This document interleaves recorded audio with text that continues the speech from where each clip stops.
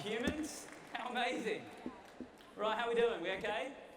You guys going to shut the hell up back there or no?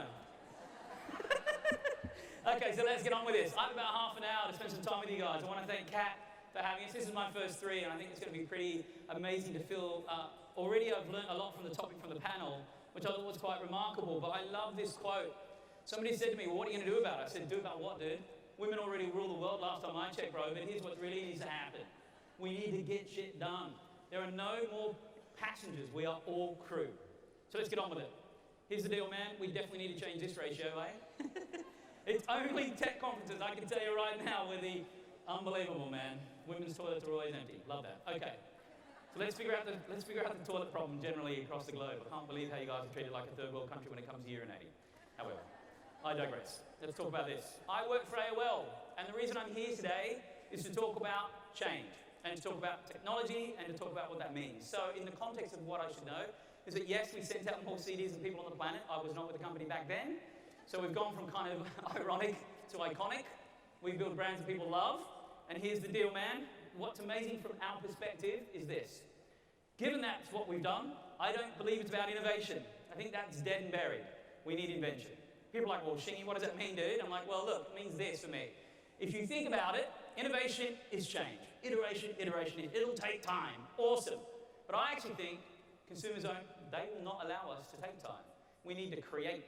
And that's what I think amazing about today. And I don't think we should call it a conference, man. We should just call this a community, because it's way broader than that. And what's interesting from my perspective, there are 3 things I want to hammer home in this half hour. It's culture, it's code, and it's creativity. And in that order. And you can't have one without the other. Otherwise, you end up with this. And what happens, though, you had one of these as a kid. Can you show hands? Yay, who still uses it? Yeah, the roller derby. Yes. What I love about this is that this is an example of what happens when you over-index on culture and you forget about code. Can't believe a brand called Walkman had its ass kicked by an iPod.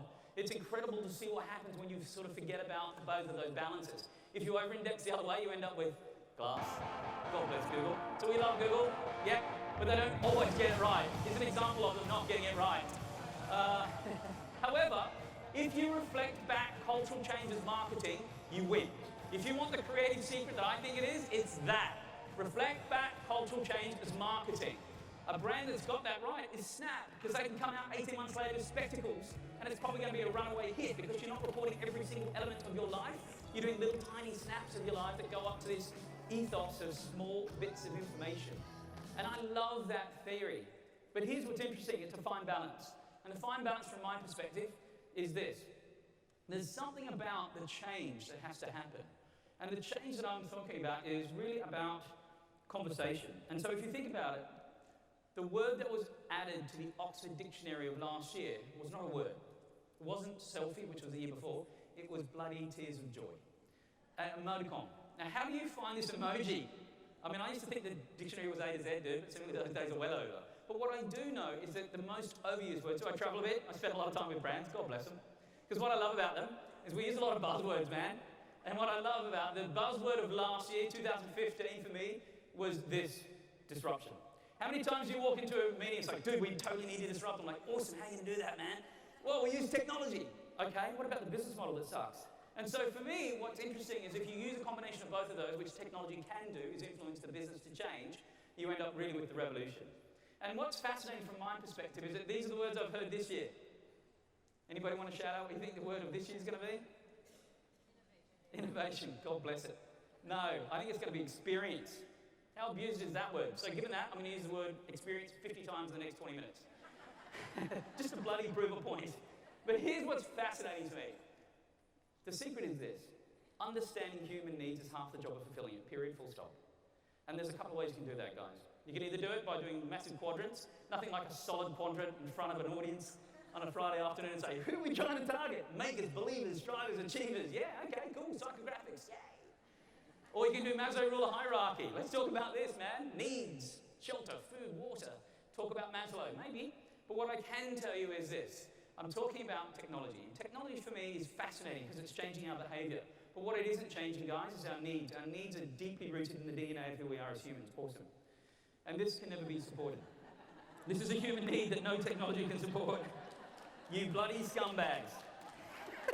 But here's what's fascinating. Immediately people say, well, what about the connected human, man? This is what we want, connection. We want to connect with humans. All right. And people suddenly imagine it's this cat. Welcome to the future, brothers and sisters. Holy shit. But what I do think is interesting is this. There are 4 realities, and I'm sure you guys have been talking about them all yesterday and probably a big chunk of today. You have augmented, love that, a digital layer on top of the physical experience. Love it. Then you've got virtual reality. Who has a pair of VR goggles in this audience? A few of us, a couple of nerds, I'm loving that. You know, what's amazing is that there aren't that many people that have them, but boy, don't we talk about it. And then the other thing we have is reality. That's what we're doing today, guys, which I prefer, much prefer. And the last one is mixed reality, HoloLens and Magic Leap. That's the ability to move around augmented experiences layered on top of reality. It's going to be pretty amazing to see where that goes. But there's nothing that kind of beats really real. Check this out.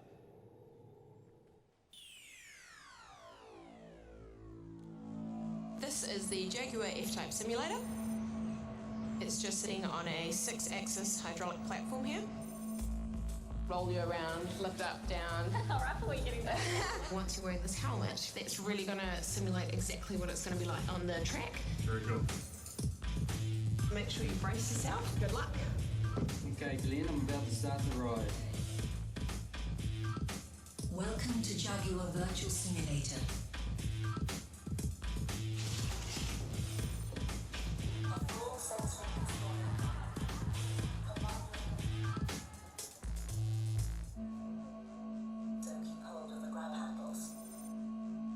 Are you ready to experience the power of Jaguar FType?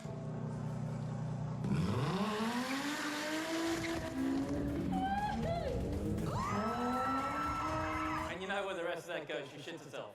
But what I think is incredible, there's nothing that can replace reality, because otherwise you end up like this dude. Virtual reality's been around for a while, man, but most people who do wear those goggles around us, they don't give 2 shits who's watching, which I think is amazing. But what I do think is incredible is this. Here's the value of VR.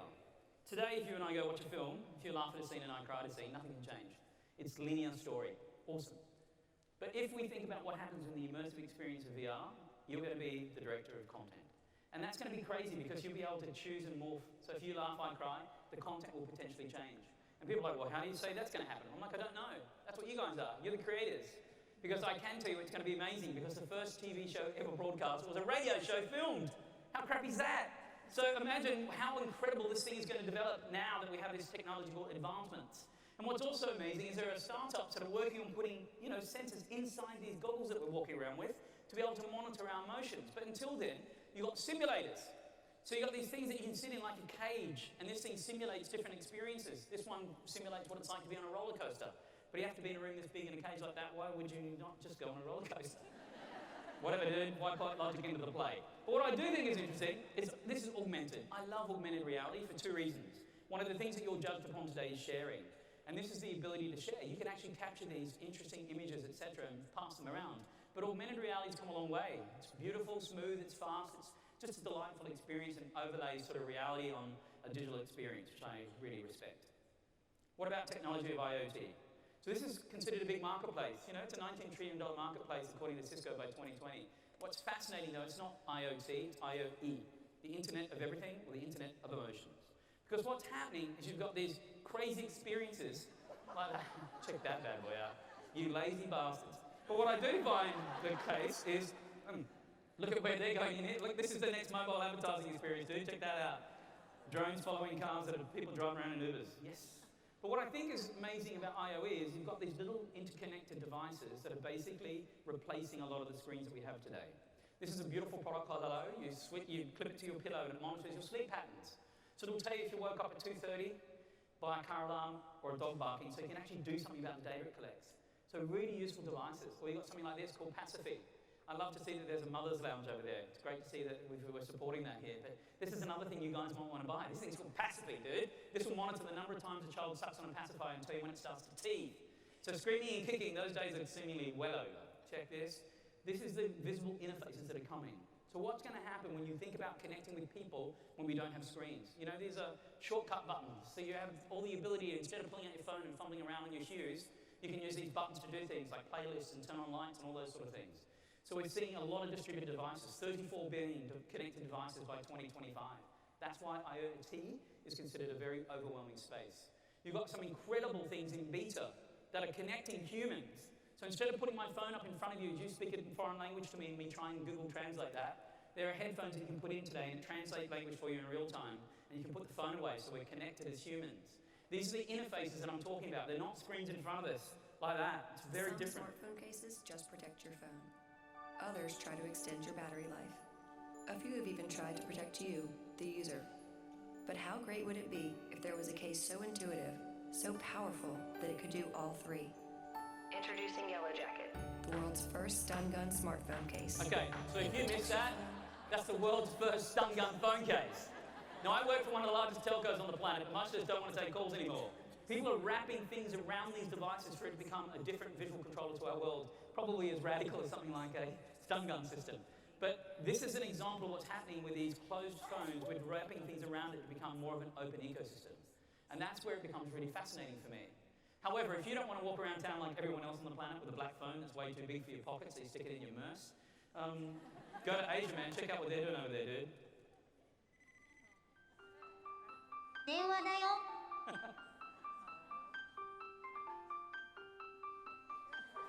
The robot phone. I can't make this shit up. How cool is that? Asians, we're awesome. Okay. So what I think is amazing about this, we jump quickly to sensor-based technologies. So it's incredible now we have temporary tattoos which actually have responsive ink in them. So think of sort of RFID controllers that can be tattooed on you temporarily. I think this will be transferred to smart packaging, which is a whole other paradigm which we'll talk about another time about consuming products and distributing products, etc. But this is another way of thinking about what happens with this world of invisible interfaces, because they're coming. And that's something for you guys just to reconcile with. And then, of course, we've got all these things that we're wearing. Has anybody got a wearable on right now? Just heads up. Yeah. So has anybody got a wearable they don't have on now? Yeah, more hands typically go up. People are like, hey man, nobody gives a shit if I walk 10,000 steps, my phone does the same damn thing. It ran out of battery 6 months ago, nobody gives a shit about it. I get it, dude. But what's amazing from my perspective is it's a big market. And it seems relatively easy to build one. It's extremely hard to market them, no doubt. But what I can tell you, and these companies are not saying they're in fitness or they're in the health category, they're in the data category. They compete with the likes of AOL. But they're measuring everything. And what's incredible about this is there's 290 of them in the fitness category alone. So they're all over our bodies. They're not just on our face and on our wrist. In fact, they're even on our cats and dogs. And what's amazing from my perspective, if you think about it, they're going elsewhere like this. Have you ever noticed that the world's most powerful men don't carry a wallet? In fact, have you ever seen them pay for anything? Well, now you can join them. Introducing the MJ Bale Power Suit. In collaboration with Heritage Bank and Visa PayWave, we've developed the technology to embed a contactless payment chip and antenna into the sleeve of a suit. So now you can pay invisibly wherever you go. How crazy is that? And because it's Well, linked check this out from media companies. Is that far up there? Is that right? Yeah, check this out. If a player is tackled, then you get to feel the physical effect of that.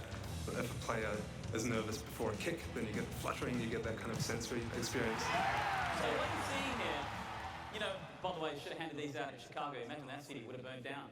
But it's incredible to see what happens now. People are wearing sensor-plated technologies being trialed by media companies to try and have these immersive experiences. We're moving way beyond just having these videos that are just playing in front of us. We're having a different type of visual experience. And what's crazy from my perspective is that other brands are having a crack at it. So Mondelez, the makers of Trident, they believe that when you chew chewing gum, you can focus. So they got together with a Japanese clothing designer and said, when you put the smart devices in the pockets of this wearable, it'll block out all your network. If you no updates, it becomes a dumb device. So you can focus on tasks. Pretty crazy, pretty cool. Probably the most radical thing I've seen this year is this thing. Check this thing out. This is called the gaze. This is a 3D dress that will morph and change based on the person looking at you. And you can determine whether you want to attract or distract that person. How crazy is that shit? I'm pretty sure it doesn't make that rattlesnake sound. But I could have used that this morning on the subway. I can tell you that right now, man. That has become a next level. But here's what's amazing for me. You have the opportunity to think about what happened with cinema. And then, of course, we went to television. And now we've got this thing to market on, and guess what's coming? And these things. So what's fascinating for me is because we have these different shapes and sizes, square, rectangular, circular, triangular. The information architecture, delivery of information and creativity to people when it's where, when, what, why, and how is something that you need to think about. So if you're a designer in the house, I think the future is really bright because we've got these different ways we have to think about engaging with people. Because before, from cinema to smartphone aspect ratio is basically the same. So we've got these different places. Now, one of the challenges is production. What I typically find when I speak to brands is they're like, I get digital, dude. I've heard you 1,000 times. Sit down. What I don't get is they still produce 30-second TV spots and they run across all their social channels and they're flabbergasted when they don't perform exceptionally well. And it's part of the challenge is production. So production cost is coming down because of smart people like Samsung. And yes, have we talked about them today? Poor bastards, I hear it every time we get on a plane. However, we move on. But this is what's amazing. If you're prepared to take risks in your production, you end up with a point of view, which could be the new expression of your brand. Here's an example of a dude that just puts his camera in slow-mo and he heads down a ski slope. And what you're producing is a piece of video content that's just about risk. And it's beautifully, curated. You'd never be able to script this sort of amazing experience. The risk of this is breaking a $600 iPhone. No big deal. Or something like this. Beacon technologies for video experiences. This is a drone that also has this beacon technology that will follow whatever is the subject that you're trying to record. For good, not for evil, let's say. But here's an example of some, video quality that happens when you produce it from a drone that has a beacon. So that's camera person-less. And it's beautiful to see what could happen in the future of production as costs come down. But what I do know is the gig for you guys is the business is sight, sound, and motion. To do what? Create emotion. Why? 75% of purchase decisions today are made emotionally. So we sell to the heart, we justify to the head. A lot of the experiences I heard them talk about in the panel earlier, you've seen all the PSA experiences where we all burst into tears. It's all about moving people emotionally, and that's the value of where we are today. But really, we grew up in the 4 Ps. So if you have a marketing degree, God bless you. Because you grew up in the world where people said, it's all about price, place, promotion, blah, blah. Those 4 Ps, by the way, were invented in the 40s. We've exchanged them for these. We've added to these different 4 Ps. It's platform, pedigree, partnership, and performance. So that's what we're doing now when we think about the new 4 Ps. Because look, man, life has changed since I grew up in Australia. If you guys have been worrying about my accent. But that's where I'm from. That's my family. I'm one of 10 kids. That's 12 people, 2-bedroom house. Lots of therapy I'm still trying to get through. But that's why I ran away from Australia, man. Get away from the Shings. But here's what's amazing. I was 17 when I bought my first car. And at 17, I'm of the generation that when you buy your first car, that's when you have freedom, independence, and self-expression. At 17. I'm also a prophet because I'm the first blanker on the planet. Heads up. Joke yourself. Thank you. But what is also hilarious is this. 37% of children under the age of 2 can operate swiping devices better than their parents. I don't have children yet, but I love to watch them in the wild because look at the way they deal with analog.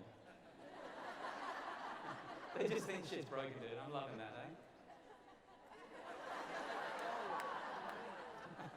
God bless children. But when people come up to me and they say, so Shingy, what's the future of digital marketing, dude? Let's cut to the chase. There is no such thing as digital marketing. Yes, it is about marketing in this digital world, yes. Why? Because when I speak to young adults, they see no delineation between the things that we delineate between today. When they talk about currency, they don't care whether it's a pocket full of money or Venmo. They don't care about whether they talk about toys as being physical or on a screen. They don't care whether they're playing games on a board or on a physical screen or something different about against all games. They don't care the difference between an image that disposes itself on Snap or is all about billboard. It's all about context of image. And that's very powerful in the context of all of these because the world is changing. Consumers are no longer just sitting there consuming content. That's not the game anymore. We're far more active. It's like you lot, the creator, the critic, the curator of experiences. Welcome to the slash gen. You little bastards that think you're this. Artists, bloggers, VJ, DJ, amplifier, influencer, amplifiers. And I love these because it's all packaged up in this new sort of found world of us all competing against everybody who has a smartphone because they're now publishers and photographers. And that's the reality. But one of the beautiful things that you're good at doing if you're of this genre, is it remix. And you end up with a beautiful expression like this. Check this thing out. The building is on fire, fire. The building is on fire, fire. I said, no, boy, I got my 3 kids and we bounce. Ow, ow, ow. I said, hey, we ain't gonna be no fire out the bed. So what you're seeing here, this is just a news feed. It's animated fascinated young lady was talking about a fire in the apartment block. DJ Michelle, 22-year-old lady, took this thing and remixed the hell out of it and created this beautiful experience. And it feels very authentic. Could have been brought to you by Eminem, seemingly. But what I do think is interesting is that when brands get in the middle and they don't think about the authenticity or the rawness of the experience, you end up with something that's a bit like this, which I think is kind of a bit odd. Check it. Damn, Daniel. Damn, Daniel. Back at it again with the white band.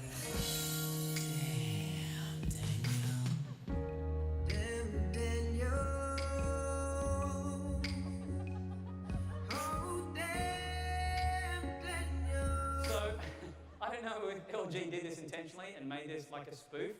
I hope so. Because they went from a very raw portrait version of this little visceral experience to this really dorky boys to men thing. And it's amazing to me because this is shot now on their stabilization smartphone.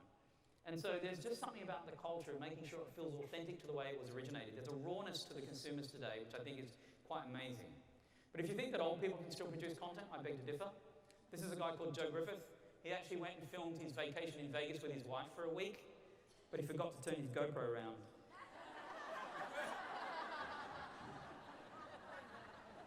What direction the Grand Canyon is, I'm not sure.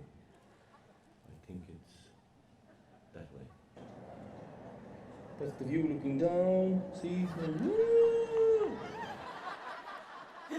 We could take the whole networking rate just to watch that damn thing, as far as I'm concerned. But look, here's the deal, man. Just when you think you've figured out where to actually attract people, they swarm to a whole nother bright light, don't they? And there's so many more coming at you for you to reconcile where to put your brand and where to express. So it's quite amazing though, because what you're competing against, as I said, is everybody who is now a publisher and a photographer who are going to extremes to get the ultimate shot. So this is the second tallest building in Hong Kong, dude. We have young adults now climbing to the tops of buildings to get the extreme selfies. There are more people dying from extreme selfies than shark attacks. How crazy is that place? So personal expression is the new form of entertainment. However, here's the bad news. We now have this world of you being judged upon popularity. That's cool, but guess what's happening? The network is locking themselves down. So if I speak to high school kids and ask them who's on Instagram, all 100% of hands go up. Whose Instagram is set to private? 100% of the hands stay up. If you look at things like Snapchat, same thing, man. It's all closed, interconnected networks. So the open social web is not happening anymore. It's going to be closed. And that's the thing that's interesting. And you guys have probably talked about this ad nauseam, which is there's been a surge of insecurity, especially around young women who create culture. So cyberbullying versus physical bullying, same thing. And so what's amazing about this is we're changing this world. In this ratio, in 2006, I coined a phrase, defriend, unfollow. I said the people are going to do a stock take on their brands. It seems to be happening by the network level, meaning the network is already self-healing. But look, man, hate, look at this thing. Look how many hashtags just in hate. And that's just hate messages on Instagram, which is a safe place. But what's incredible is if I look at love, it rules, man. Thank you, Lenny Kravitz. Let love rule. Amen. However, here's what's interesting. This is the closed network that is new. Messaging. This is the new anxiety attack, dude. I'm like, please God, respond, respond, respond, respond. You know what I'm saying? Woo! Dude, didn't see that coming. But what I do think is interesting is that in places like Asia where they use WeChat, you can do things like commerce. So Dior did a limited edition bag. This thing is $4,200. They sold out in 2 days. I have an anxiety attack by spending $10 on messaging.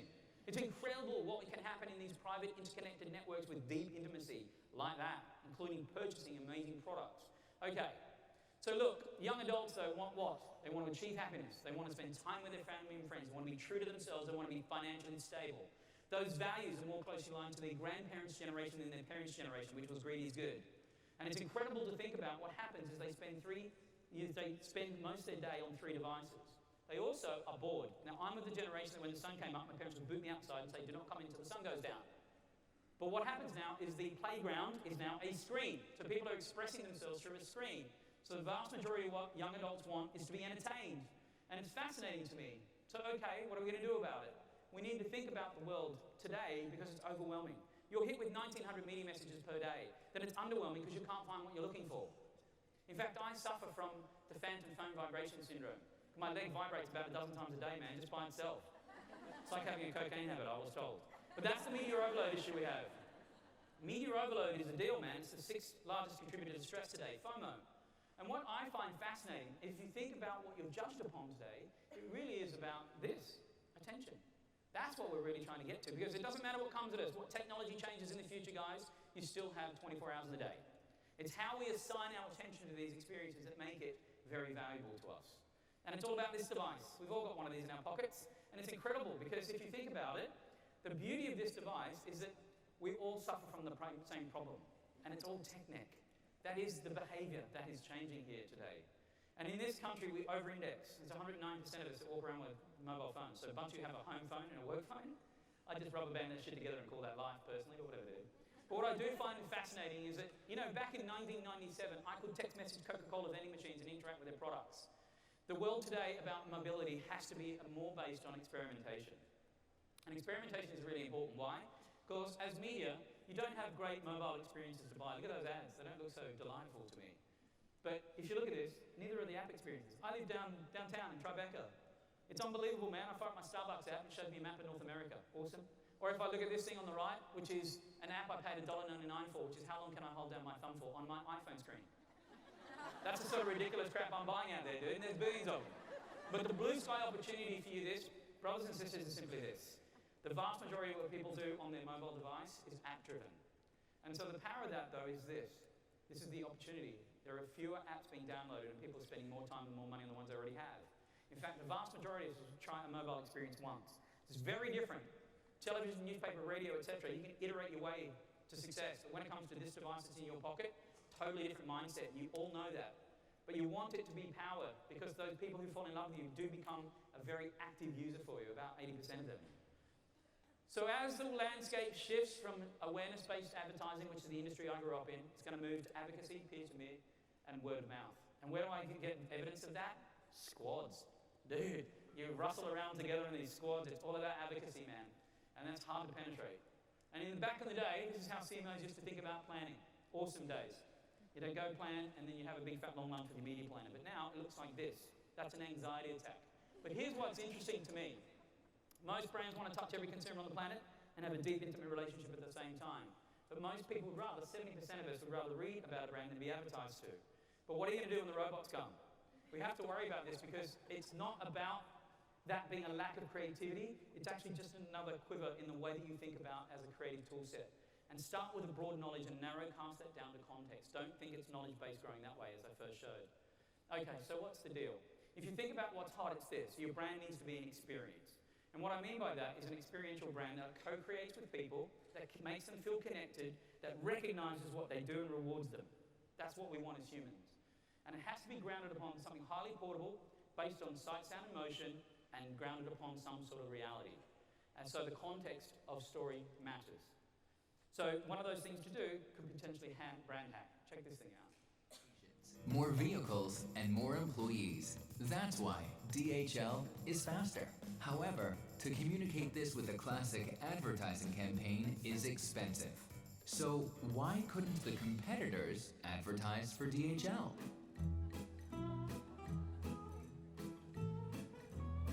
For that purpose, giant packages were taped all over with thermoactive foil and cooled down below the freezing point.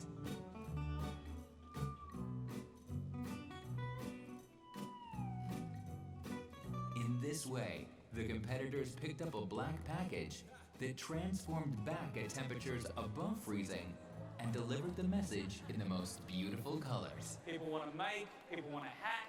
What can we do to potentially reflect back cultural changes marketing? You can do it in short stories, you can do it in long stories. We don't have to live in the world of being locked to 30s anymore. Here's an example of 6 seconds.